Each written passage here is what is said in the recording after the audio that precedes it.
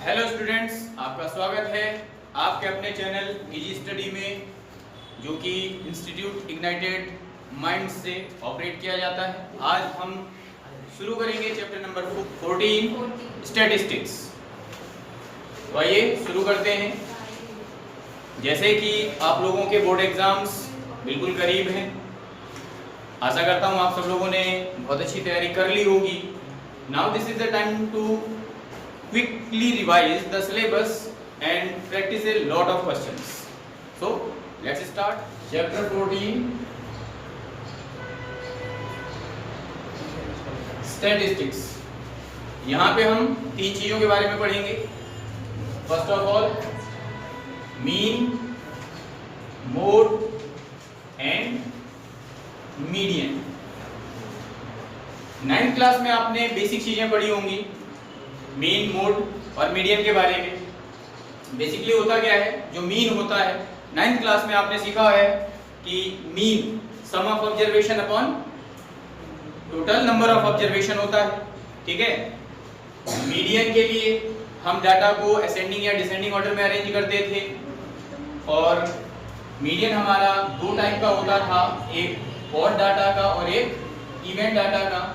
और डाटा के लिए हम जो मीडियन के लिए फॉर्मूला लगाते थे n+1/2 ऑब्जर्वेशन, जो होती थी हमारे एक अरेंज डाटा की, वो हमारी मीडियन होती थी। इवेंट के लिए फॉर्मूला होता है n/2 observation plus n/2 plus 1th observation by 2। ये बातें होती थी 9th क्लास की। मोड के लिए भी एक फॉर्मूला था हमारे 9th क्लास के अंदर कि हाईएस्ट फ्रीक्वेंसी कि जिसकी फ्रीक्वेंसी सबसे ज्यादा होती थी वही हमारा मोड हुआ करता था। लेकिन यहाँ पर हमारे पास कुछ डिफरेंट मेथड्स होते हैं मीन निकालने के लिए, डिफरेंट फॉर्मूला होता है मोड निकालने के लिए, और डिफरेंट फॉर्मूला है मीडियन निकालने के लिए। Let's talk about that. One more thing, 9th class में आपने जितनी चीजें सॉल्व की थी that was for ungrouped data. जो हमारा डाटा होता है वो दो तरह का होता है, ग्रुप्ड डाटा और अनग्रुप्ड डाटा। तो 9th क्लास में आपने जो भी चीजें सॉल्व की हैं all those were for ungrouped data. लेकिन यहाँ पर आप जो पढ़ेंगे 10th क्लास के अंदर वो सारा का सारा ग्रुप्ड डाटा होगा, ठीक है। तो ग्रुप्ड डाटा को किस तरह से हम मीन निकालते हैं, किस तरह से मीडियन निकालते हैं और किस तरह से मोड निकालते हैं, हम उस पर डिस्कशन करेंगे। अब बेसिकली हम 10th क्लास के बारे में बात करेंगे। सबसे पहले हम शुरू करेंगे मीन से। तो जो मीन होता है, मीन को हम बार से डिनोट करते हैं। मीन निकालने के लिए 10th क्लास में हमारे पास तीन मेथड्स हैं। We have three methods to find out mean in 10th class. The first one is direct method. Direct method से मीन निकालने के लिए जो फॉर्मूला हम यूज करते हैं वो है sigma fi upon sigma fi। Assumed mean method जो होता है a plus sigma fi di upon sigma fi। जो a होता है यहाँ पे ये एज्यूम्ड मीन है, दैट इज वाई इसका नाम एज्यूम्ड मीन मेथड है। यहाँ पे हम किसी भी एक xi की वैल्यू को एज्यूम्ड मीन ले लेते हैं। तीसरा है स्टेप डेविएशन मेथड, जो कि होता है a plus sigma fi ui upon sigma fi into h। फिलहाल ये जो मेथड है ये आपके सिलेबस से हटा हुआ है इस बार के एग्जाम के लिए। तो हम यहाँ पर जो बात करेंगे डायरेक्ट मेथड और एज्यूम्ड मीन मेथड के बारे में बातें करेंगे। तो अभी हम एक क्वेश्चन सॉल्व करेंगे by using direct method and by using assumed mean method. तो सभी लोग ध्यान से समझें। तो देखिए बेसिकली हमने यहाँ पे एक बहुत सिंपल सा क्वेश्चन लिया है। हम एक बहुत सिंपल से क्वेश्चन से स्टार्ट करेंगे और उसके बाद हम थोड़े से डिफिकल्ट क्वेश्चन पर हम डिस्कशन करेंगे। ये बिल्कुल सिंपल क्वेश्चन है। Find the mean of the following distribution. ये ग्रुप डाटा आपको दिया हुआ है, यहाँ पे ये वैल्यू xy की है, ये इसकी फ्रीक्वेंसी है। fi स्टैंड्स फॉर फ्रीक्वेंसी, कौन सा नंबर कितनी बार रिपीट हुआ है, दैट इज कॉल्ड फ्रीक्वेंसी। तो इसके लिए सबसे पहले हम यूज करेंगे डायरेक्ट मेथड। तो देखिए डायरेक्ट मेथड के लिए हम 3 कॉलम्स बनाते हैं।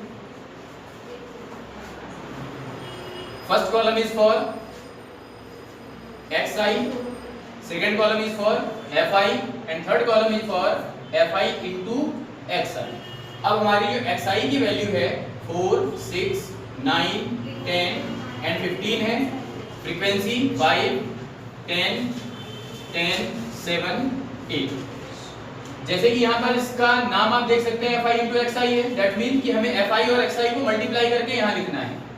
तो 4 5 जा 20, 6 10 जा 60, 9 10 जा 90, 10 7 जा 70 और 15 8 जा 120।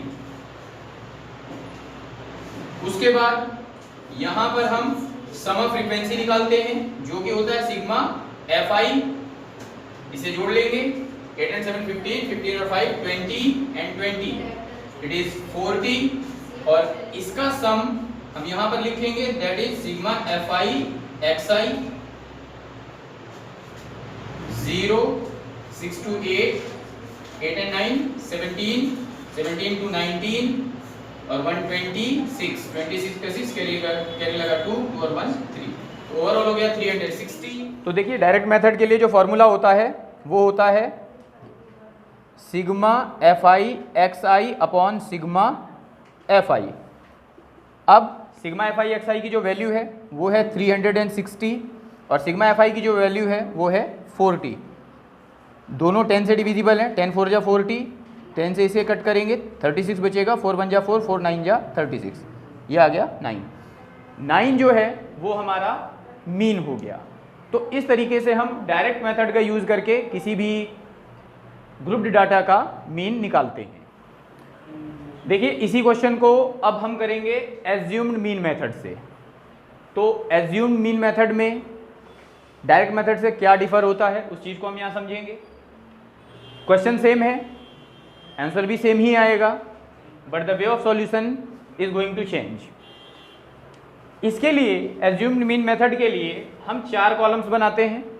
जो पहला कॉलम होता है वो xi के लिए होता है, दूसरा कॉलम fi के लिए होता है, जो तीसरा कॉलम है इसमें हम di कैलकुलेट करते हैं। di जो होता है वो xi माइनस a। अब आपके माइंड में आ रहा होगा ये a क्या है, तो अभी हम इस पर डिस्कस करेंगे। फिर fi into D I, direct method में fi इंटू xi होता था, यहाँ पे fi इंटू डी आई होता है। तो देखिए हमारी जो xi की वैल्यू है वो 4 6 9 10 और 15 है। 4 की फ्रीक्वेंसी 5, 6 की फ्रीक्वेंसी 10, 9 की फ्रीक्वेंसी भी 10, देन 7, देन 8।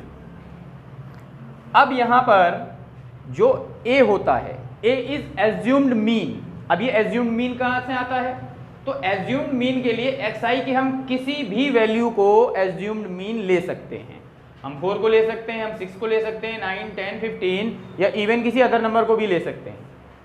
बट द जो नंबर होगा वो एज्यूम्ड मीन कुछ भी हो सकता है मीन्स, लेकिन हम इन्हीं में से लेते हैं और हम कोशिश करते हैं कि इनमें से हम मिड वैल्यू को लें।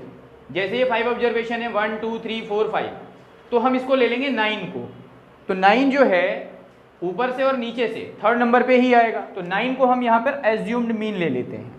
अब हमें यहाँ पे कैलकुलेट करना है डी आई है xi माइनस a, मतलब इस xi की वैल्यू में से हमें इस एज्यूम्ड मीन को माइनस करना है। तो 4 माइनस 9 करेंगे, 4 माइनस 9 करेंगे तो माइनस 5 आएगा, 6 माइनस 9 करेंगे तो माइनस 3 आएगा, 9 माइनस 9 करेंगे तो 0 आएगा, और 10 माइनस 9 करेंगे 1 आएगा, और 15 माइनस 9 करेंगे तो 6 आएगा। अब उसके बाद में fi इंटू डी आई, हमें fi इंटू डी आई निकालना है। तो ये जो वैल्यूज़ आई हैं ये डी आई की वैल्यूज़ हैं। देखिए यहाँ से fi इंटू डी आई निकालेंगे, 5 into 5 minus 25, 10 into 3 minus 30, 10 into 0 0, 7 1 जा 7 पर 8 6 जा 48। Sigma fi into D I calculate करेंगे, 48 7, 48 एंड 2 50, ओवरऑल 55 हो गया माइनस 55, तो ये ओवरऑल 0 आ गया। अब इसे हम सॉल्व करेंगे तो एज्यूम्ड मीन मेथड का जो फॉर्मूला होता है वो bar x is equal to a plus sigma fi d i upon sigma fi होता है, जो कि हो जाएगा 9 प्लस, और हमने देखा कि सिग्मा fi डी आई की वैल्यू 0 है, 0/40, तो 9 प्लस 0 इक्वल्स टू 9। तो ये जो है ये आपका मीन हो गया। तो हम तरीका कोई भी यूज़ करें, डायरेक्ट मेथड या assumed mean method, we will get the same value. I hope आपको ये क्वेश्चन समझ में आया होगा।